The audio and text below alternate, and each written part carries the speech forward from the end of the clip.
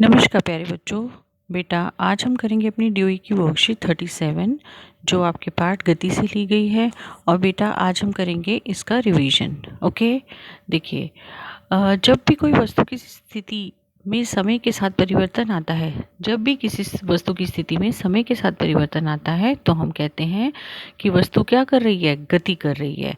और गति की अवस्था में वस्तु की गति को समझाने के लिए हम किस किस का उपयोग करते हैं? चाल, वेग, त्वरण आदि भौतिक राशियों की सहायता से हम किसी भी वस्तु की गति की अवस्था का पता लगा सकते हैं। किसकी सहायता से? चाल, वेग, त्वरण, और इन सब को ज्ञात करके हम किसी भी वस्तु की गति का पता लगा सकते हैं। देखिए, दूरी क्या होती है? वस्तु द्वारा तय किए गए पथ की वास्तविक लंबाई, जिसका मात्रक क्या होता है? मीटर, उसको क्या कहते हैं? दूरी। विस्थापन क्या होता है बेटा? वस्तु द्वारा तय किए गए पथ की वास्तविक लंबाई जो है वो तो कहलाएगी आपकी दूरी, लेकिन वस्तु द्वारा किसी पथ के प्रारंभिक और अंतिम बिंदु के बीच में सबसे छोटे पथ की लंबाई जो है वो क्या कहलाएगी बेटा? विस्थापन। और इसका भी मात्रक क्या होता है? मीटर। ठीक है। अब देखिए, चाल क्या होता है? वस्तु द्वारा तय की गई दूरी की दर, मतलब इकाई समय में तय की गई दूरी को हम क्या कहते हैं? चाल। और इसका मात्रक क्या होता है बेटा? मीटर पर सेकेंड। ऐसे ही वेग एक निश्चित दिशा में वस्तु द्वारा तय की गई चाल क्या कहलाती है? उसका वेग। और इसका भी मात्रक क्या होता है? मीटर पर सेकेंड। ठीक है। और ये देखिए बेटा, यह किसका है? अगर कोई वस्तु अगर सरल रेखा पर सीधा ग्राफ ऊपर की तरफ जा रहा है तो यह क्या कहलाता है? एक समान गति। मतलब अगर इसकी ढाल ऊपर की तरफ है तो यह क्या कहलाएगी? और सरल रेखा पर है तो यह क्या कहलाएगी? एक समान गति। और यदि यह एक्स एक्सिस के सीधा समानांतर है तो यह क्या कहलाएगी? वस्तु की विराम अवस्था में। मतलब समय तो बीत रहा है लेकिन वस्तु दूरी तय नहीं कर रही है, मतलब वो उसी स्थिति में है, तो ये क्या कहलाएगी? विराम अवस्था। और बेटा ये कर्व जो होता है ये कहलाता है आपका असमान गति का। तो आपको ये तीनों जो ग्राफ है बेटा उनका अंतर पता होना चाहिए, बहुत इम्पोर्टेंट है। ठीक है बेटा। उसके बाद हमने पढ़ा था, देखिए, त्वरण क्या था? वेग में परिवर्तन की दर को हम क्या कहते हैं? त्वरण। और इसका मात्रक क्या होता है? मीटर पर सेकेंड स्क्वायर। ठीक है, ये याद रखिएगा बेटा, हर एक के मात्रक।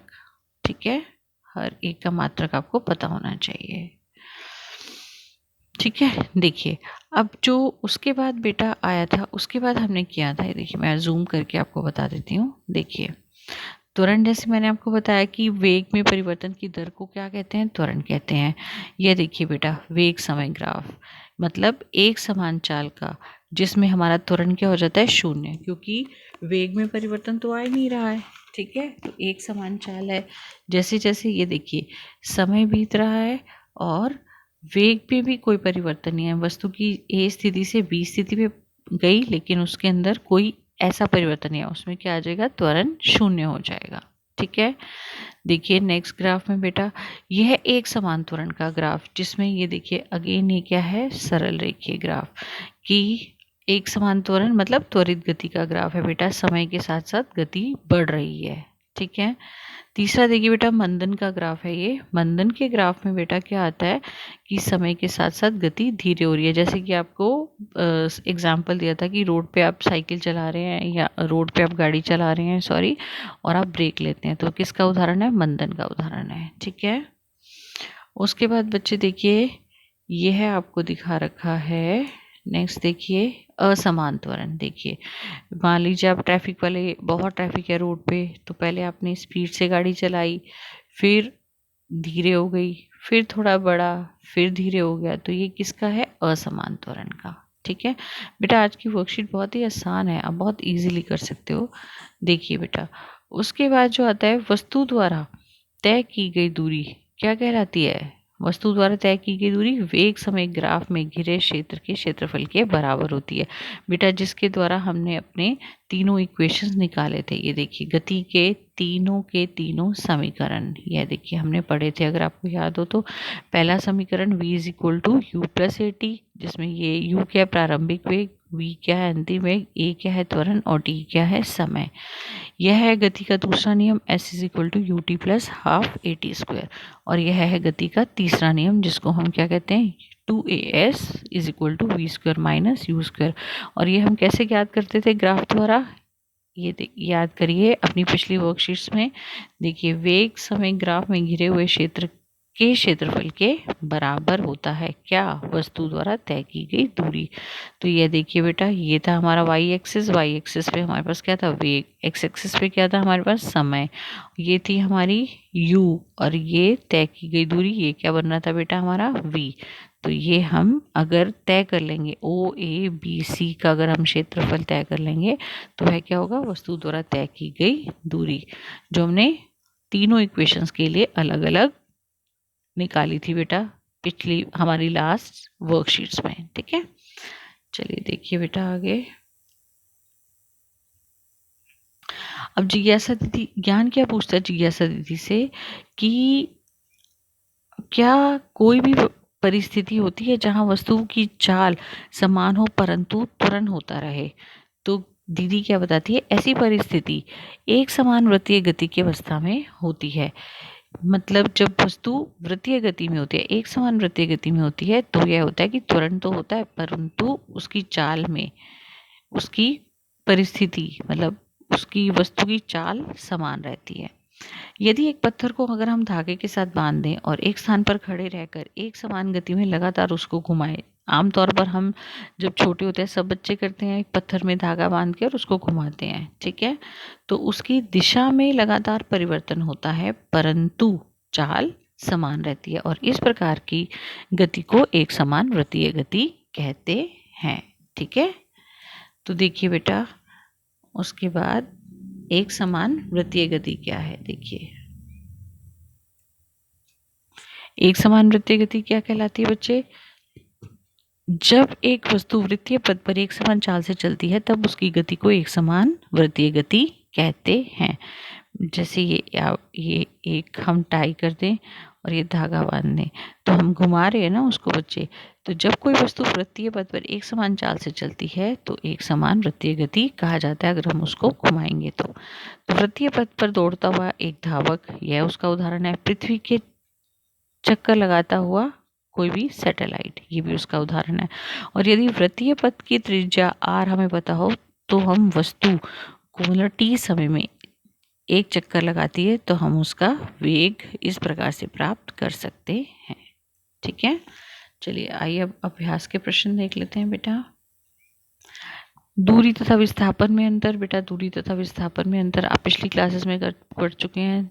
वस्तु द्वारा तय की गई वास्तविक लंबाई, विस्थापन जो वस्तु द्वारा प्रारंभिक और अंतिम बिंदु के बीच में छोटे पथ की सबसे छोटा पथ की लंबाई होती है वह कहलाती है। ठीक है, अगला देखिए एक समान वृत्तीय गति के तीन उदाहरण।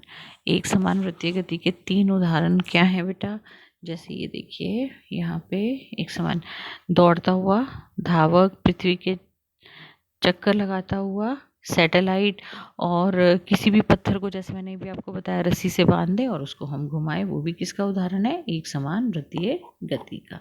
ठीक है, और जैसे एक बाइकर है वो सर्कस में मूव कर रहा है, ठीक है, वो भी किसका उदाहरण है, एक समान वृत्तीय गति का। ठीक है, अगला देखिए बेटा गति के तीनों समीकरण का। बेटा सेकंड क्वेश्चन, पहले मैंने थर्ड का आंसर आपको बता दिया, सेकंड क्वेश्चन का आंसर देखिए ये रहा। सेकंड क्वेश्चन के ये तीनों आंसर बेटा, गति के तीनों समीकरण, यह फर्स्ट, ये सेकंड और ये थर्ड। ठीक है, ये आपका हो गया सेकंड का आंसर। ये था आपका फर्स्ट का आंसर। ये देखिए विस्थापन और चाल, ये फर्स्ट का आंसर। और बेटा थर्ड का आंसर आप यहाँ से लिख सकते हैं, ये देखिए ये तीनों ये उदाहरण। ठीक है, और मैंने अभी आपको बताया पत्थर वाला उदाहरण भी और कुएं वाला भी, पत्थर को धागे के साथ बांध के हम घुमाते हैं वो भी इसका उदाहरण है। ठीक है, चलिए अब आते हैं, अच्छा ये आपका न्यूमेरिकल है। यदि एक लीड 100 मीटर की त्रिज्या वाले एक ट्रैक पर एक चक्कर 1 मिनट में लगाता है तो उसकी चाल का परिकलन कीजिए। देखिए बेटा, उसकी चाल को निकालने के लिए देखिए आपको त्रिज्या कितनी दे रखी है, आपको त्रिज्या दे रखी है 100 मीटर, ठीक है। और हमें पता है पाई किसके बराबर होता है, 22/7 के बराबर होता है। टी कितना दे रखा है, 1 मिनट। 1 मिनट का क्या मतलब हुआ, 60 सेकेंड। और बच्चे v कितना है हमारे पास, 2πr/t। तो 2 पाई की वैल्यू लगा दीजिए आप, 22/7 इंटू आर क्या हो गया 100 डिवाइडेड बाई टी कितना दे रखा है आपको 60। बस सॉल्व कर लेना है इसके बाद हमें। और सॉल्व करके जब आप इसको देखिए, 0 से 0 कैंसिल, 2 1 ज़ा 2, 2 3 ज़ा 6। अब ये कुछ भी नहीं करता बेटा, तो ये आपके पास आ गया 2 2 10 21, राइट। तो जब आप इसको बेटा डिवाइड करेंगे तो आपका आंसर जो है वो मैंने ऑलरेडी डिवाइड किया हुआ है, तो आपका आंसर जो है वो ऑलमोस्ट 10.47 मीटर पर सेकेंड के करीब आएगा, ठीक है बेटा। तो ये थी आज की आपकी बेटा वर्कशीट, उम्मीद करती हूँ आपको समझ आई होगी। तो वीडियो को लाइक करो, शेयर करो और सब्सक्राइब करो। थैंक यू बेटा।